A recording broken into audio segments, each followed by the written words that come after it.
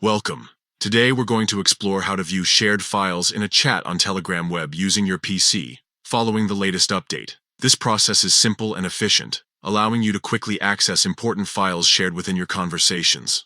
Let's dive in. First, open Telegram web by launching your preferred browser and navigating to web.telegram.org. Log in using your phone number, and once you've entered the verification code sent to your Telegram app, you'll be ready to access your chats. Next, locate the chat where the files have been shared. You can scroll through your list of conversations on the left-hand side, or use the search bar at the top to find a specific chat. Once you've identified it, click on the chat to open it. Now at the top of the chat window, you'll see the chat's name or group title. Click on it to open the contact info or group details section. This area contains useful information about the chat, including its members and settings. In this section, look for the Files tab.